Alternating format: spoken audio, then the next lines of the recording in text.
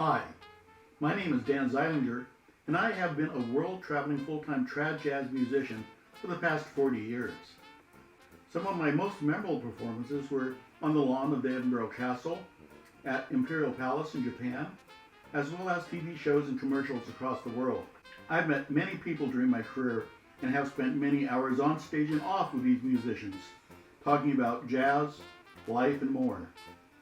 Some are touring musicians, some are theme park warriors, and some are casual musicians who play on the weekends with friends. I think they all have stories worthy of a movie script, and through these interviews, I'll be sharing them with you. Hi there, this is Dan Zeilinger with Trad Jazz Today. My next guest is a fine reed player. I know he started out at one point in time on some piano probably. All kinds of things about him I need to find out, which is why he's on the show.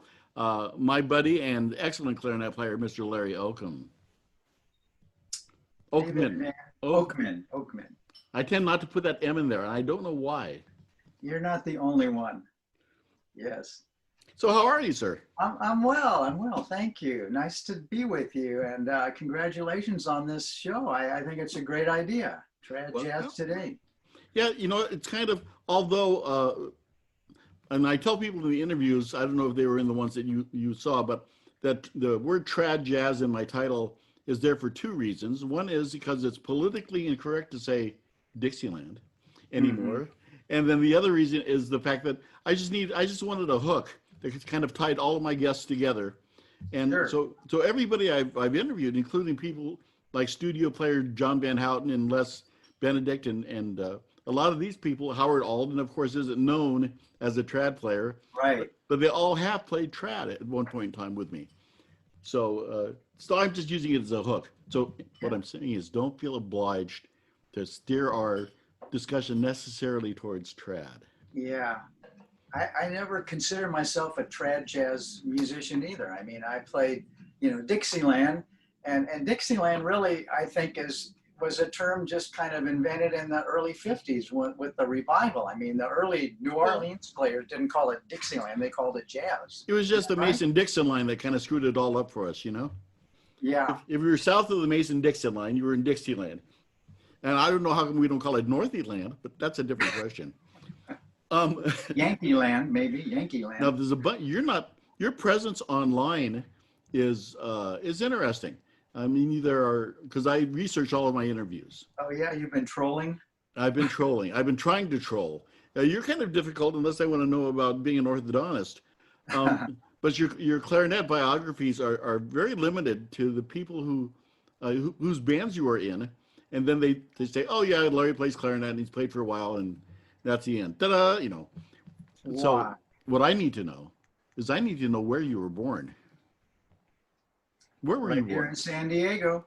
Really? San Diego at the Naval Hospital, Balboa Naval Hospital, right near Balboa Park. So I take it that means that your father was in the armed forces. He was in the Navy, yeah. Oh, wonderful. Was he a musician? He was not a musician. He was born in Chicago. He met my mom. My mom was from Akron, and her mother was a musician. I'll tell you about her. She was the pianist. Okay. She was something else. So that was my grandmother. But they got married, and he was in dental school in Chicago. He was a dentist, and it was during World War II, and they were accelerating physicians and dentists to get through school and ship them out to the war, So he was shipped out to San Diego as soon as he graduated in 1945. And then he went to NTC. He did his training at NTC here in San Diego, Naval Training Center. And then they shipped him out to the Philippines while my mom was pregnant with me, So you're actually a Filipino? No, she stayed in San Diego. Oh. He left. And this was in I was born in 1947, so he left in late 46 and came back and halfway through 47, so I was already born, and I do look like him, so I know everything's legitimate. And, I have that. I tell that joke. My mother said, when you get out of the Navy, we're not going back to Chicago. I love it here, and so I'm native San Diegan, and I'm glad they made the decision to stay here. Oh, absolutely. You know, that's kind of, in a weird way, that's kind of what happened with Lou Waters. He was in the Navy, Uh-huh. as you probably know, and he got back from World War II and decided he liked it in the Bay Area and just stayed there. And but before that wasn't a Bay Area resident, as opposed to you. Being a local San Diegan or local California, for that matter, is actually pretty rare. It Um, is, yeah. People who are born here usually move out of here, and people who aren't born here like to come here. So, Yeah, you know, yeah. like Flip's story was his parents got tired of the snow, and they moved out here. And that was actually about 5 or 6 or 7 people that I've interviewed. Started out, you know, Hmm. either in Yeah, Pennsylvania or somewhere, and yep. didn't want to handle the snow. Okay, so let's talk a little bit about when you started playing and about your grandmother, maybe. Well, like most kids, I started on piano. You said something about that I was probably a piano player. Well, I wish I'd stuck with my lessons. I think I was too young. You know, I was kind of inspired by my grandmother. She could sit down. She had an amazing ear. She could just sit down and play anything. We'd be sitting there watching TV, and there'd be a commercial, the little jingle, and she'd say, "Oh, that's a nice melody." She went over the piano and she would play it with the full left hand chords and, you know, all that stuff, just hearing it once. So she was really great at that. And so I thought, oh, that's great. But you know, I was probably 7, I don't know, taking piano lessons, and we did a couple recitals, and I liked it, but I just wasn't quite mature enough to practice well. I wish I'd stuck with it. Oh yeah, we all do. Yeah. I mean, I wish you stuck with it too. No, was she your teacher then? No, she was not my teacher. I took from a regular teacher. She, you know, she would show me things now and then. It's very interesting because she was one of 3 sisters.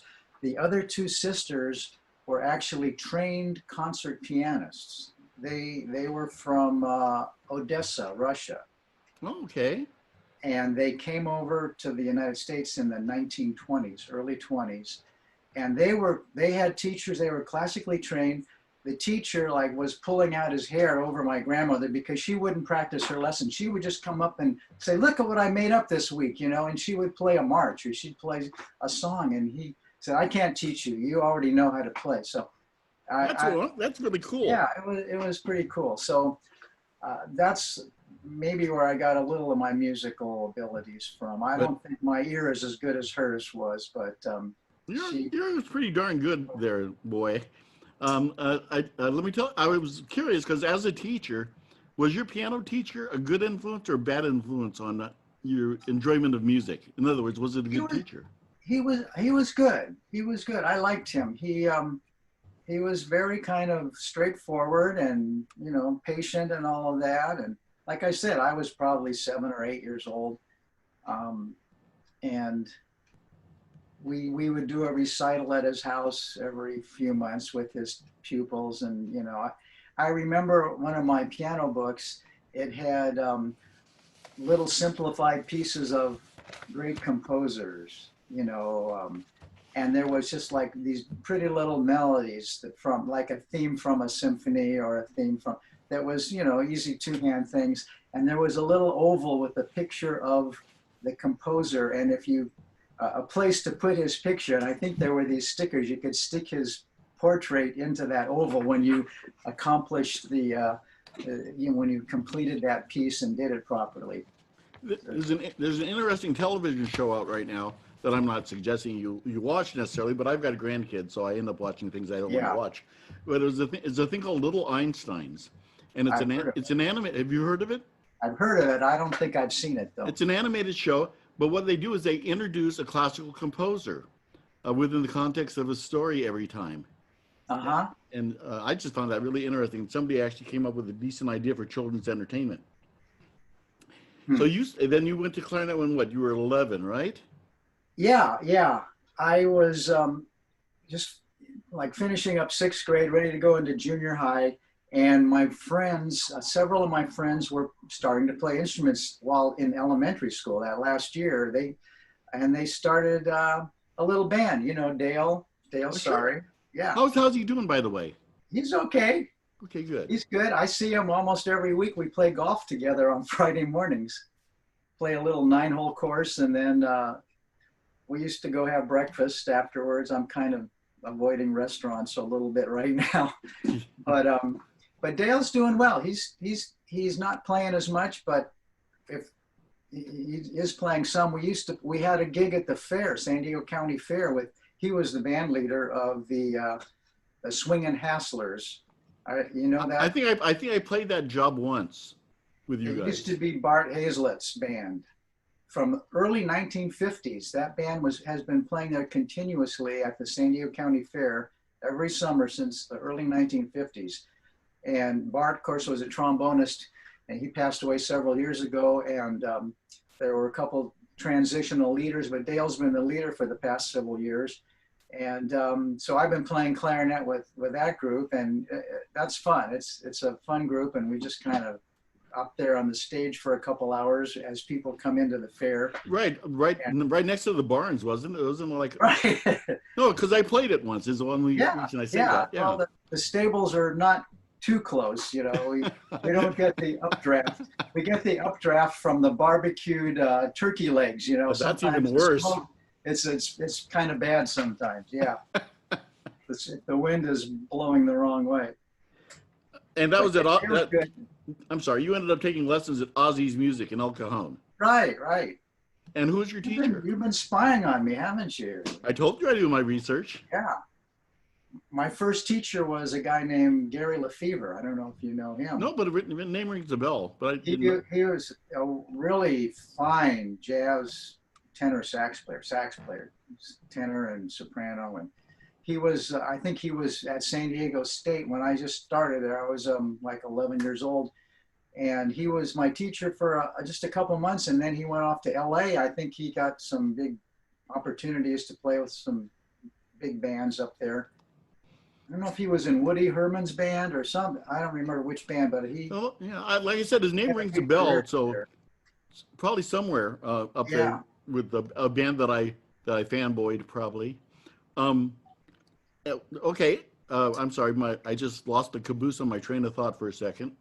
Well, Ozzy's music, yeah. Ozzy was had a marching band. I don't know if you knew about them. He had a music store, and he started a band there in the late 40s, apparently. A big marching band. We did parades all over Southern California.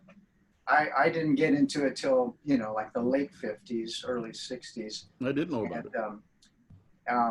We were in competitions all around, you know. Really? It was a youth band then? It was a youth band. And what was the name of the band? Ozzy's Band. Oh, really? Okay. Ozzy. I thought maybe it had an official... Ozzy's Band, yeah.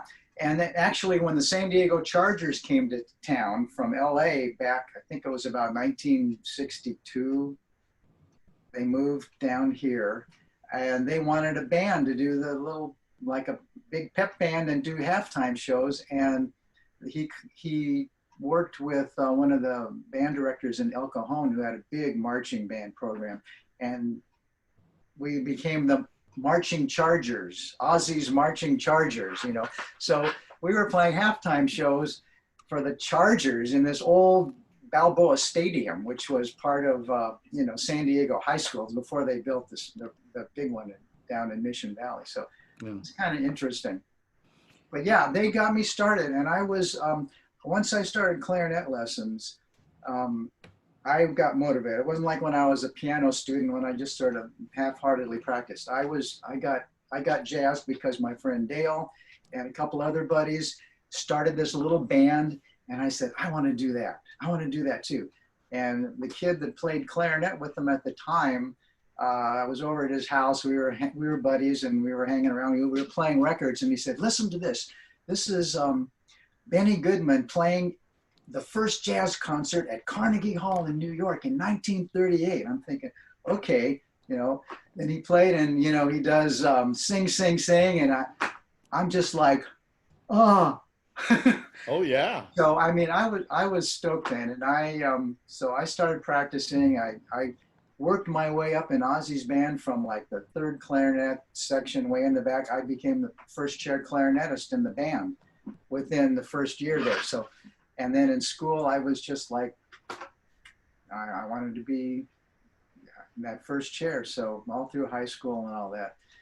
In high school, we had a new teacher right out of San Diego State, and he was pretty enthusiastic. He wanted to start a little jazz band for the school. So I went out and got a tenor sax, Ozzy's music, and started. The guy that I was taking lessons from at the time was an old big band player. He was an older guy, played sax and clarinet in some of the big bands and traveled around the country and all that.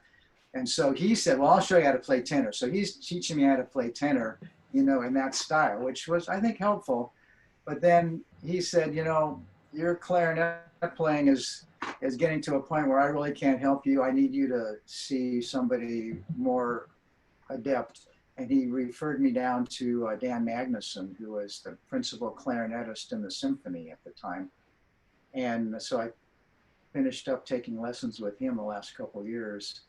And that was very helpful too. And now you sound like Benny Goodman. Yeah.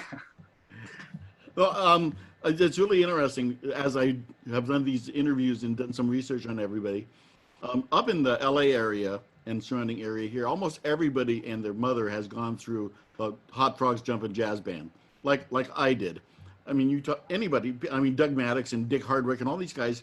Yeah. That I didn't realize necessarily were the Frogs. Everybody went through that band, you know, along with Mike Maroy on tuba and all kinds of things. That's kind of South Market Street in San Diego, isn't it? Yeah. Oh, yeah. Almost everybody I know from your area has been through or quit or either got fired from South Market Street. I fall into one of those categories.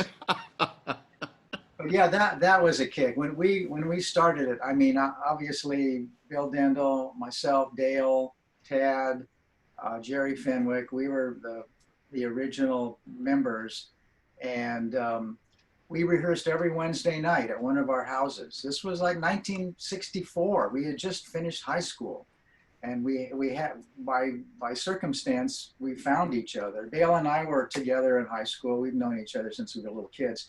And Bill and Jerry, I guess, were out in Claremont area. And anyway, we came together at this jazz club that they were trying to form in San Diego, a branch of the, you know, New Orleans Jazz Society of Southern California.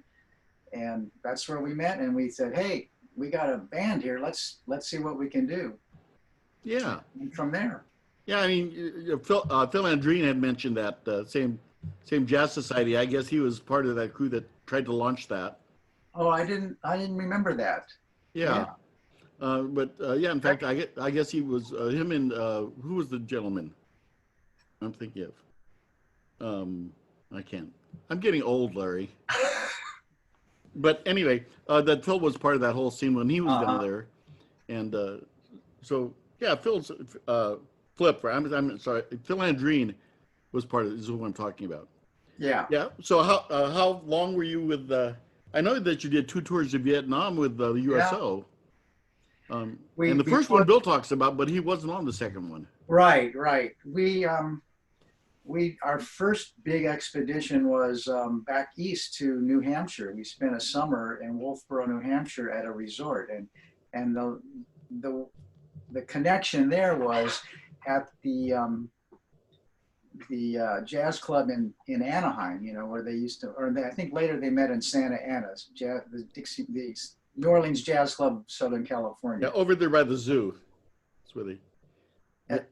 Anyway, that jazz club met for a while. Yeah, they met. At first, they were meeting in a Moose Lodge, I think. Then later it was at a bigger Elks Lodge in Santa Ana. But they invited us up to their meeting. You know, when we had gotten started, they said, "Oh, we need some nice young bands here," and so we were like the little darlings of that. You know, we would get up, we'd play everything 5 times faster than it's supposed to be played, and you know, it was a kick. And then, but it was neat to see the older musicians, the veterans there, and have their jam sessions. And I mean, that's where I first heard George Probert. Yeah. And little Tommy Cubis was there. He was like 13 years old, but the little protege, you know, with his soprano sax. Tom's going to come on and do an interview here eventually. Oh, good. But there was a member there, an older guy who had this resort, his summer resort back in New Hampshire, where he was from. And every summer he would leave LA area and go back there and run his resort. And he hired us to play there. This was the summer of '65. So we'd been together like 1 year, and we had a blast. You know, We may have talked about that once because I remember mentioning the movie called The Gig. oh yeah, And it sounds very similar. yeah, You know? yeah. I've seen that movie. That's a good one. It is. I love the fact that their very first tune, the organizer runs up and tells them not to play Dixieland. You know, basically. Right. It's great. Well, So anyway. how did how did High Society come about? Well, High Society was formed by Larry Shanavy. You know, he was a transplant from upstate New York. He was the trumpet player and a vocalist. And he moved out here, I think in the late '70s. He was in the aerospace industry. I think he was sort of a contract negotiator for some companies. And he loved Louis Armstrong, and his trumpet style was very similar to Louis. And so he started this band. He started to get into this music scene here in San Diego. He went to some of these jam sessions and met musicians, and he formed his own band. This was around 1980. And I didn't really get into it till about late '87 or '88 is when they asked me to play. They had a clarinet player, an older gentleman who was fine, but I think he had maybe limited abilities, and they wanted a little more, I don't know. Somebody with more with better fingers. How's Maybe that that's it. I don't want to be judgmental, but anyway, and I think partly because Dale had been in the band for a couple of years, and Tad, so my old buddies from the South Market Street were in this band, and they were sort of pulling for me to get into the band. And I was busy working, and I said, you know, I could probably do it, but I don't know about, you know, how full time I can do this. And they had a job every Friday night at Tuba Man's Grand Slam, a little sports bar in North Park area of San Diego. It's just like a corner saloon, basically. And the owner, you know, Jim Eccles, was a tuba player in the Marines, and he was just a wild character. And he loved playing the old stuff. He loved hamming it up. He loved drinking beer, smoking cigars. You know? Not a tuba player. Yeah, no. So he hired the band to play there, but he couldn't afford, you know, to pay the full 6-piece group. So I think he just had like 4 of them, and he wanted to be the tuba player. So, but he was also trying to run the place and schmooze with the customers. So they finally talked him into letting them hire a regular bass player, and he could come in, be featured now and then. So that's the time when I got into the band. I used to come and sit in with them once in a while, and then he said, why don't you just join the band? So, okay. And then we started doing all these jazz festivals, which was a lot of fun. I think that's where I first met you, was at a jazz festival, probably in the late '70s, early '80s. Okay. Does that sound right? Late '70s would have been with South Market Street then, probably. Well, no, because my recollection is of you and Tad in High Society, so it was later. It would have been later. You guys I wasn't in them till late '80s. Okay.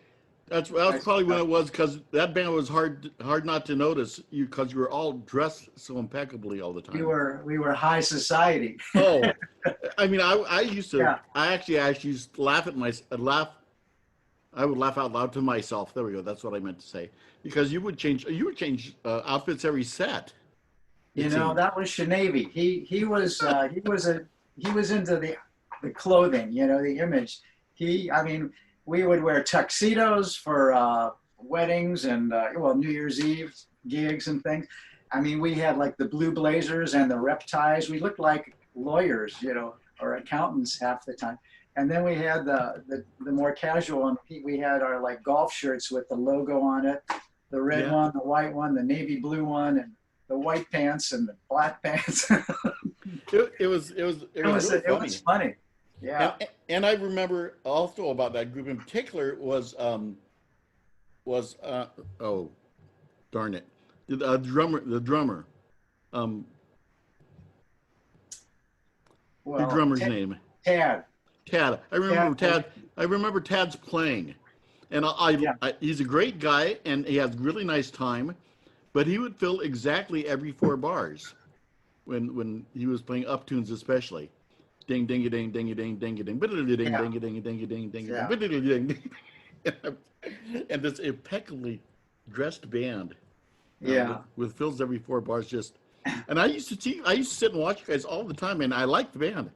I'm just kind of rattling my recollection here.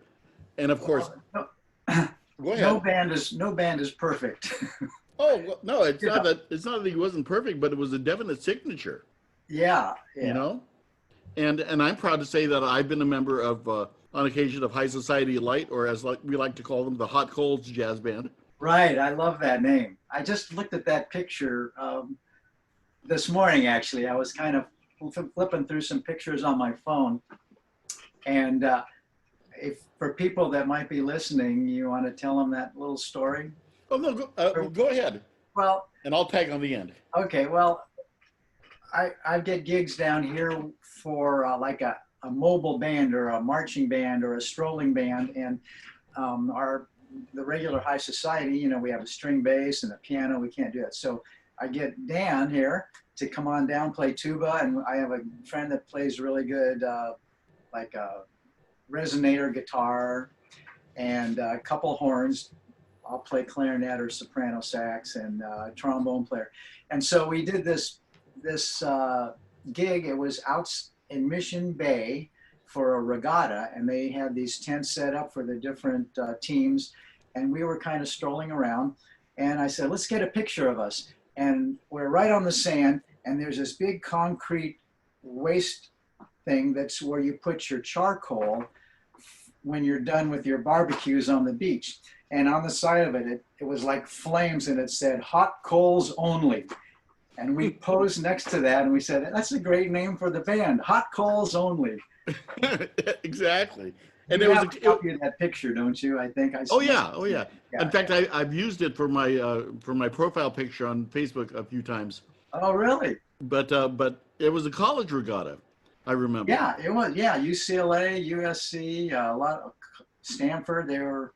That was a lot of fun. Yeah, you know, just in full disclosure here, fans, Larry used to use me anytime he needed a portable bass player, and in the last, I'd say 3 or 4 years, I haven't been as mobile as I should.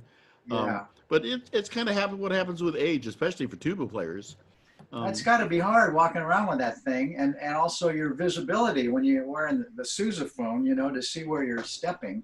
Yeah, what's really rough about it is when you have that weight way high, and if the ground's not perfectly flat, it makes it really difficult. I mean, gigs on boats now are almost impossible for me. But what can you say? It's it is what it is. Yeah. And I'm fortunate enough to still have up until March, of course, still have a full steady Friday gig where I can just get out of my car, walk in, and sit down, and that works great. Great. So I'm still playing. I kind of miss those days when you can just walk in with your horn and sit down and play. You know, like at Tuba Man's, like I said, the late 80s, I would just come to the gig, bring my clarinet, and, you know, they'd have a mic there and, you know, just play and then go. Now, being the leader, you know, I'm bringing band fronts, I'm bringing sound systems, I'm bringing 3 horns, you know. Right, and plus having to put on a dog and pony show. Right. You know, and then I have to talk to people on the microphone. You know, it's a big job. Well, as long as you amplify just like Louis did, you're fine. But yeah, no, I do really understand. It's kind of cool. So, are you at home now? I mean, I'm at home. With the current situation. I know I didn't want to talk about it necessarily, but you, like me, because my teaching has stopped. Yeah. And my playing has stopped, and that was one of the things that made me put together this channel, was just something to get me out of the house. Yeah. I think it was my wife's idea. Anyway,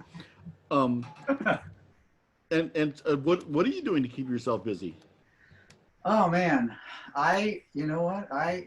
I'm not lacking for things to do. I'm not only, play music, I've been kind of an avid photographer most of my life. I didn't know that. I got that from my dad. I got the music from my mom's side, and my dad was an excellent photographer. He had an older brother who was a professional press photographer. He traveled the world and he worked for the, Oh, really? Okay, cool. UPI and Chicago Tribune and police department and sports teams and all. He was quite a guy. Anyway, so I've been going through boxes of photos that I need to sort and call and toss and try to organize, and what are you going to do with them? Some of them that are good, I'm scanning, putting on my computer. Yeah. Others I'm just tossing, and some I'm putting in albums. So I'm doing that. I try to get out and do a little exercise every day. I live in a kind of a hilly neighborhood, so I go walk the hills and do a little workout in my living room and try to practice my horn. And excellent.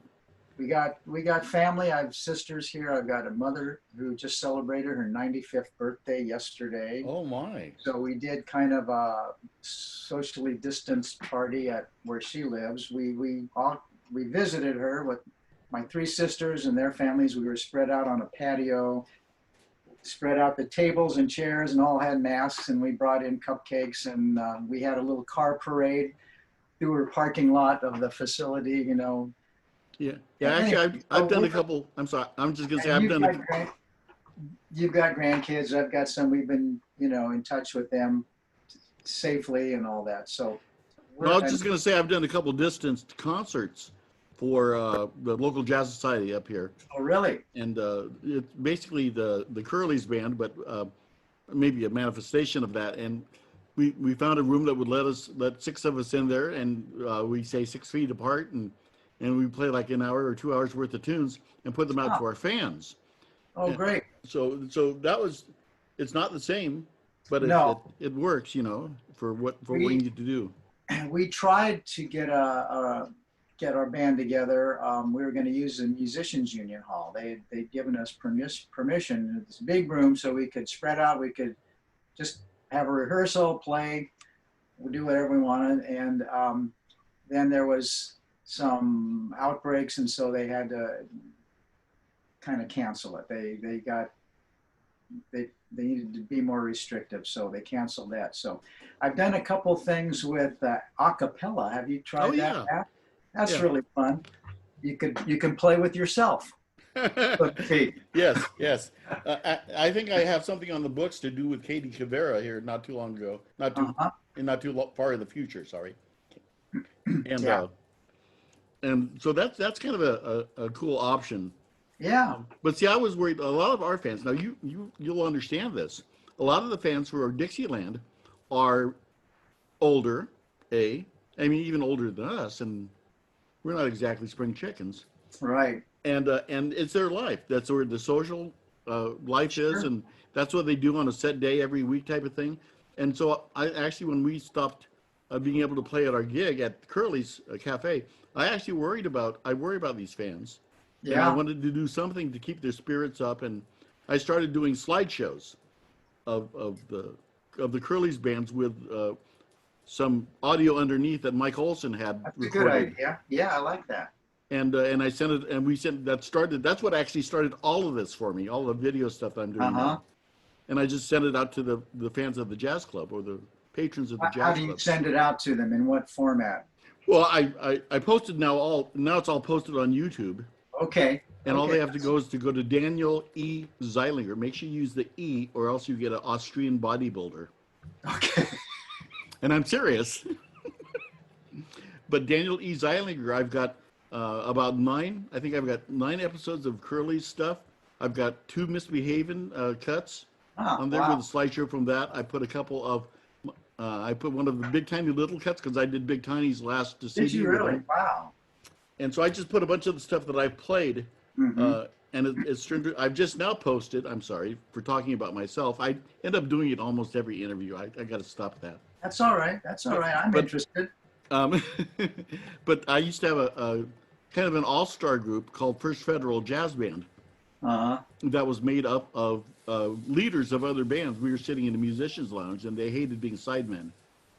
I mean, they hated being leaders, Right, right. having to discipline sidemen all the time. And I was at the table. I said, "Tell you what, I'll put a band together, and you guys can all be sidemen again."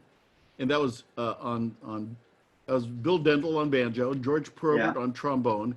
I mean, on George Probert on soprano sax, Right. Jim Mayhack on trombone, Rusty Stiers on trumpet, and Bob Ringwald sat in. Wow. Anyway, 3 of those cuts are up on that channel now too. Is all I Wow. meant to say. I'll check it out. Sounds good. But it's way to, for those of you who are the handful of Dan Zielinger fans, is a place where you can get some of my music. So you should start posting some of the high society stuff that you Yeah. have, Yeah, CDs and videos if you have them. We don't, there's actually a few videos online that were done at the San Diego Festival, Jazz Fest. I think it might have been 2 years ago, that were taken by semi-commercial company. It's kind of, it's kind of boring because it's just like the camera's on a tripod there for just from a side angle. And I mean, it's not like these great music videos you see on some of the. That's exactly what my Seaside Oregon ones are like. So yeah. So I mean, I think the idea of a slideshow isn't a bad one, where you've got some close-ups and different views of the band from different eras, and then you play a track underneath. If you can put it together like a nice little video production, that would be more interesting. Well, one of the things that I found out, let me rephrase that. One thing I didn't realize as I was starting this interview channel was the fact that it's become a historic archive. Really?